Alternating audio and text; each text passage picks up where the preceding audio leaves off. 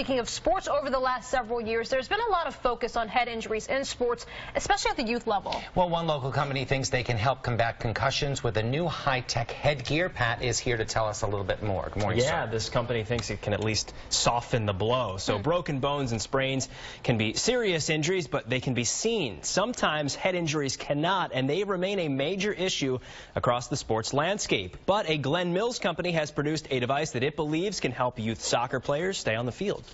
Head injuries aren't just a football thing. A recent study by the American Academy of Pediatrics found that during the 2014-15 school year, concussions were more common in girls' soccer than any other sport. That's where Unequal comes in. We come out of the military and we develop some protective technology that's in bullet-resistant vests.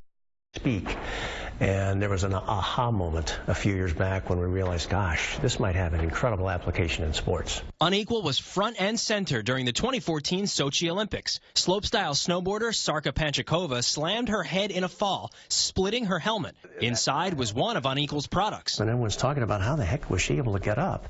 And it turns out the world saw the green stuff. You know? What is the green stuff? The green stuff. So here's an example of supplemental head padding. Fully realizing the risks in youth sports, Sam Elson took a proactive approach 3 years ago. She outfitted her 12-year-old daughter, Maya, with the Unequal Halo, which uses technology that it claims will better help disperse an impact to the head.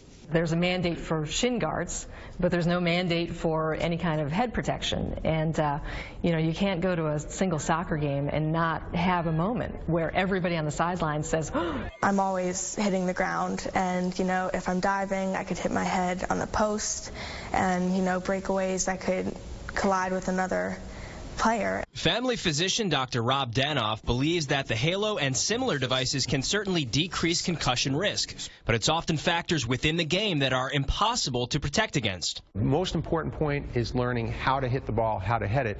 But the majority of concussions occur not from a direct hit from a soccer ball. It's the acceleration, deceleration injury, falling, bumping into other players. U.S. women's soccer star Allie Krieger now wears the Halo after 2 major concussions during her career.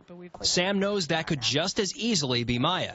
And although there are no guarantees when it comes to stopping injuries, she's not sure why more parents aren't as proactive with something so important. I do think maybe people underestimate the risk because we think of football as being, a very, very physical sport. Soccer's intensely physical. Dr. Rob was adamant that while the Halo can help, it's really up to parents communicating with their child and vice versa when they think a head injury may have occurred. At Unequal, they're currently going through a 2-year study at the University of Wisconsin, but they believe it is an upgrade over current products. And Sam Elson wonders why kids aren't wearing headgear, as she told us one of Maya's teammates has already had 3 concussions at just 12 years old. That's worrisome. So why not do anything you can to help that from happening? Every little bit helps. I think you said it perfectly. Any upgrade is better than the current, so For sure. That's awesome. For sure, yeah. Interesting stuff. Thanks, Pat.